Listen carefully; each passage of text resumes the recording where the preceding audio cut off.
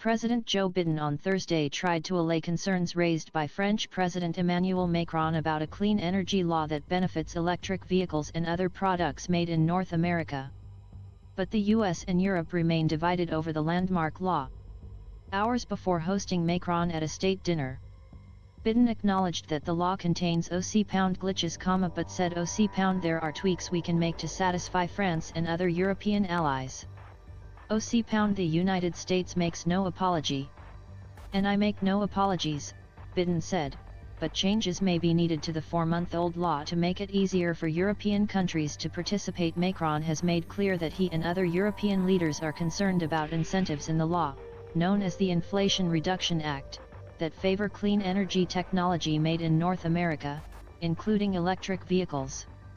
The US subsidies would be an enormous setback for European companies, the French leader said, but he added that he is hopeful the dispute can be resolved amicably. Despite Biden's conciliatory words, several Democratic members of Congress said they have no plans to revisit the question in new legislation. Here's a look at the disagreement among European allies over clean energy and jobs. What is the main point of contention? New and extended tax credits worth about $375 billion are intended to help the U.S. clean energy industry, as well as buyers of qualifying electric vehicles made in North America.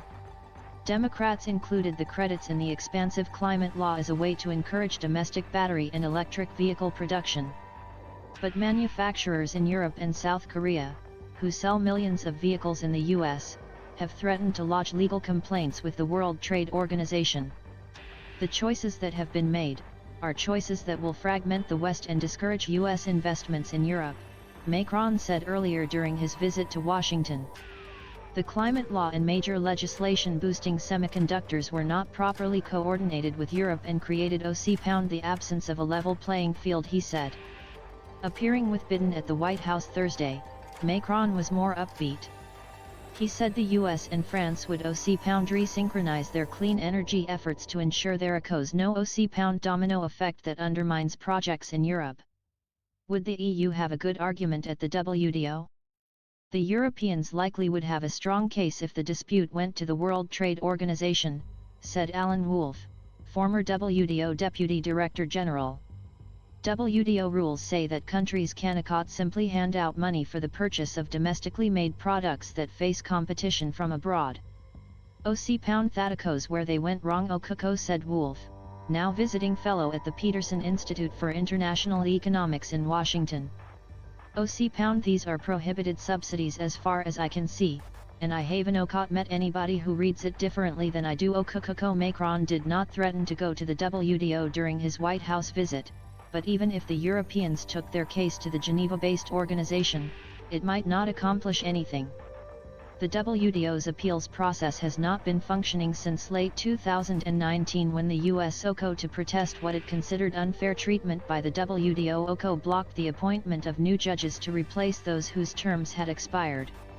While the Europeans could bring a case, if they won the first round, the United States could appeal and the dispute would just sit there because there is no appellate level. Wolf said.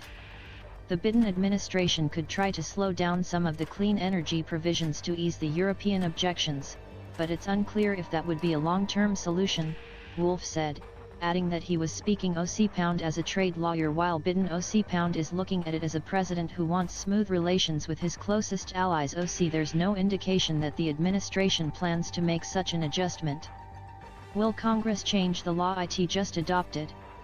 Congressional Democrats have said they have no intention of reconsidering the climate law, which passed after more than a year of negotiations without any Republican support. Congress passed a law to rev up the American electric automobile industry, create good-paying American jobs and tackle climate change at the same time. I have no intention of reopening it, Senate Finance Committee Chairman Ron Wyden, Dr., one of the LAWACO's main architects, said Thursday.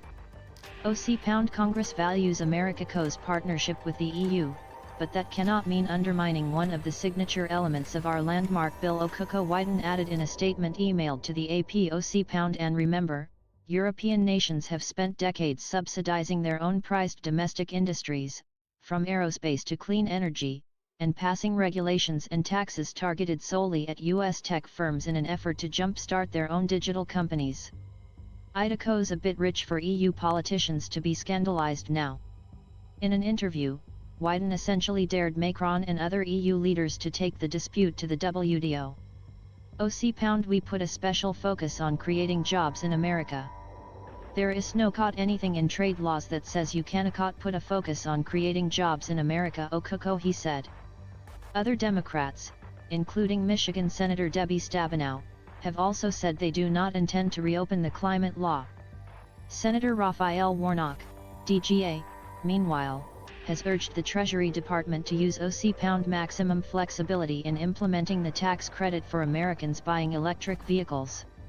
South Korean automaker Hyundai stands to lose the credit even as it invests billions of dollars to open its first American EV plant in Georgia.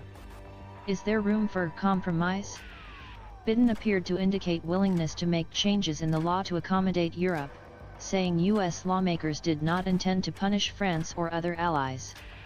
When you write a massive piece of legislation that has the largest investment in climate change in all history, there are obviously going to be glitches in it and need to reconcile changes in it, Biden said Thursday at a joint news conference with Macron. Biden cited a provision that benefits anyone who has a free trade agreement with the U.S., including Canada and Mexico. That was added by a member of the United States Congress who acknowledges that he just meant allies. He did not mean literally free trade agreement. So there is a lot we can work out, Biden said. Biden did not mention names, but the provision boosting electric vehicles made in North America was added by West Virginia Senator Joe Manchin, a conservative Democrat who has been both a political ally and foe of Biden. Manchin's vote was crucial to final approval of the climate law. A Manchin spokeswoman declined to comment Thursday. Associated Press writers Paul Wiseman and Kevin Freaking contributed to this story.